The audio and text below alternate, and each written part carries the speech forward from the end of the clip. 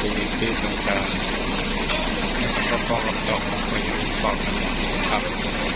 เปิดออกมาแล้วก็เชื่อรถเรากำลังจะเดินทางลงกรุงเทพที่รถมุกดาหาร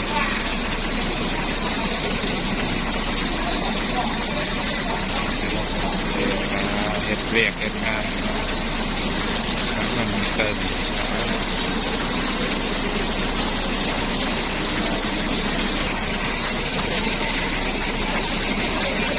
ไปรับน้องรอรถพี่น้องเรียกมุกดาหาร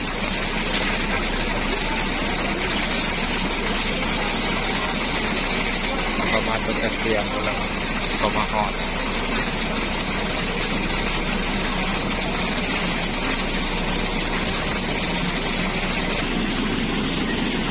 เสียตัวเลยเนาะค่าตัวก็650 บาท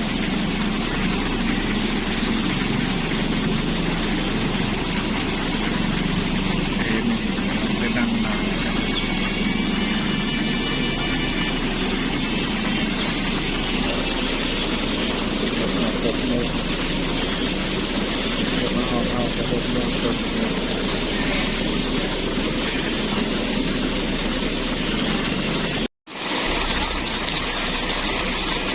คนรอรถนะแต่คนร้ายคันเลยคิดไปแล้วครับว่ารถคนร้ายอะไรทีนี้ก็คอยร้ายเขากำลังเขาแล้ว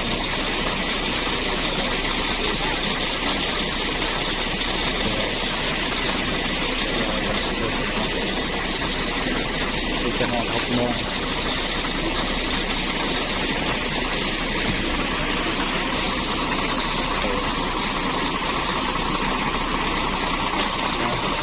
ซื้อรถซื้อโต๊ะเป็นสั้นหนึ่งพี่น้องก็ได้ขึ้นเป็นฟรีเดี๋ยวที่มันสูงเขาอยากเดี๋ยวที่สูงเขาอยากก็คือขึ้นรถสั้นหนึ่งพี่น้องก็ได้ขึ้น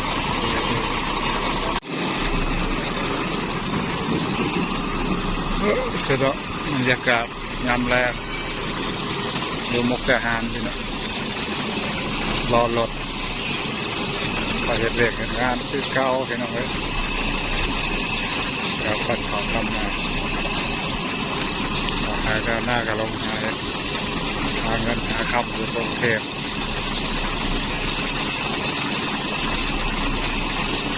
บุคคลอันตรายตอนไหน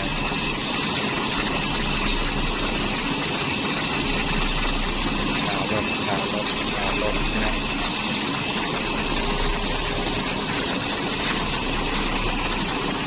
โอ้โหสิฮอดกับมองก็พี่น้องนะเบิ้งให้สุดเราจะไปลงดีมอสเสร็จตะเกาเขาลงลังเสร็จก่อนนี้จะไปลงดีมอสเสร็จที่เราเคยลง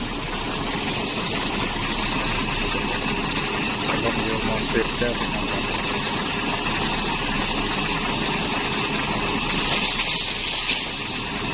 เที่ยวรถมุกดาหารเป็น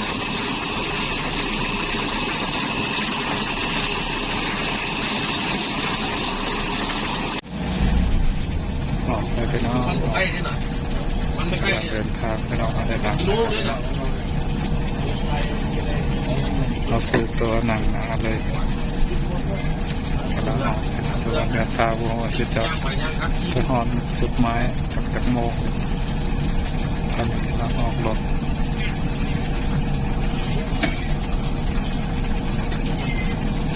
ต่อไปที่มอสิบนะมอสิหอดจากโมกมอสิบครับเดินทาง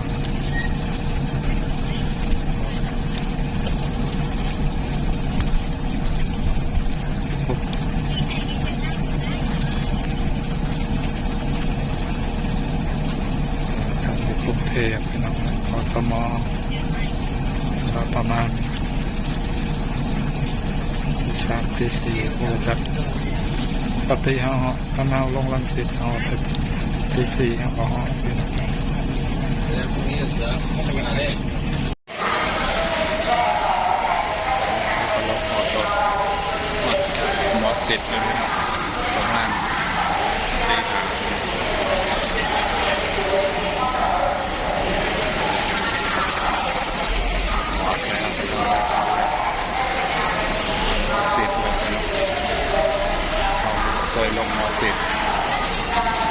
ติเขาจะลงตลอด10 วันเขามาลงม.10 ครั้งแรกเขาบอก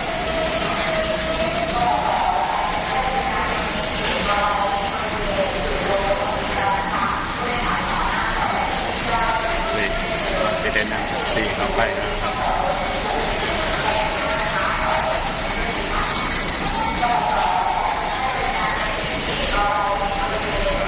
เอาไปหาไปก็ยังบ่รู้เลย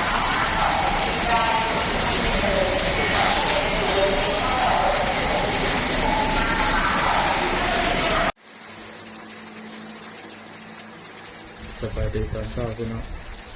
เราก็มาหอนแล้วเด้อพี่น้องเลยนอนบนมันห้องนอกบ่ได้มันหอนมันอยู่มันเก็บงานแบบห้องนอกก่อนมันเช้านะของเช้าบ่ได้เอามาหอบ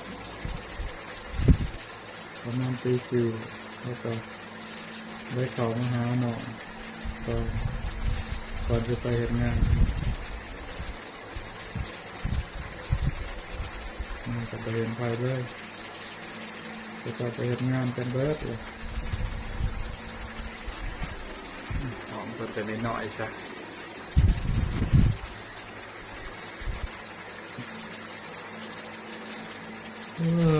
มาได้นอนมาคืนไปแล้ว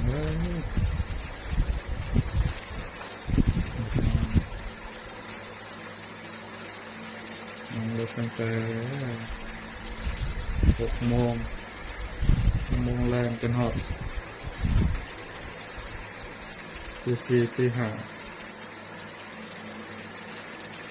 24 ชั่วโมงไปเลย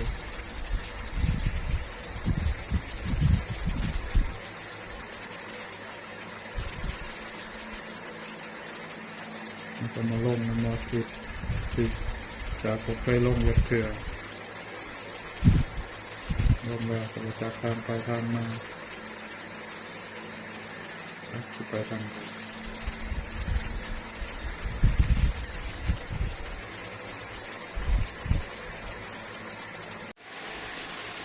เราก็มาหอดเติมเอาลงรถประมาณตี 4พี่นะตี 4เกินม.10ปกติเขาสิลงกันมาตั้ง10มันก็เคยลงม.10ครั้งแรกที่เขาไปลงม.10ลงเราก็จับทางไปทางมาไปทางใดยางเลาะหาทางออกนะคนไม่เคยเข้าเมืองเนาะมันไม่ได้เคยเข้าตัวเมืองเกิดๆมันเป็นเขตมันก็ได้เข้ามาเจอแล้วมันก็เคยลงมาอยู่กรุงเทพหลายปีก็เคยลงรังสิต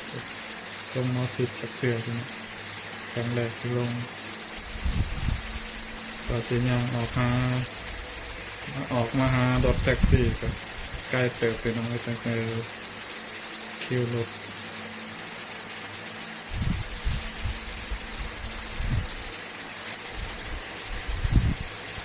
ก็มาแล้วก็ตัวก็มาหาน้องนะครับก็มาหาอยู่ตอนนี้ก็อยู่ก็หอมนอกอยู่โบเบ้ประการ2ใช่ไหมหอมโบเบ้เดี๋ยวซีซ้ายกับไปต่ออีกพี่น้องก็ลองเหตุงาน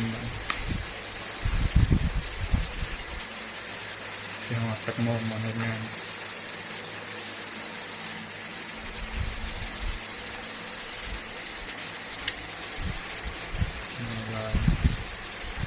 นอนหมดคืนกันเลยนางรถตุกตักนอนกับบลักมาฮอนในเฮากับสิคอล่ามาพี่น้องเนาะผมมึงขอบคุณFCที่เข้ามาเบิ่งมาส้มนะพี่น้องมาสิคอล่าแล้วได้พี่น้องเด้อขึ้นมาเข้ากันใหม่มาเฮาสิมีโอกาสได้ถ่ายให้เบิ่งบ่ตอนเฮาเฮ็ดงานตอนเฮาไปเพื่อก็สิบ่ได้ถ่ายพี่น้องเพราะเขาไม่เคยเฮ็ดงานเขาก็ยันต่อแก่ให้เมื่อเบิ่งคลิปหน้าพี่น้องกับสิมีโอกาสนะพี่น้องคือถ่ายนะพี่น้องเดี๋ยวเบิ่งได้ส้มกันอีกพี่น้องไปแล้วได้พี่น้องสบายดีพี่น้อง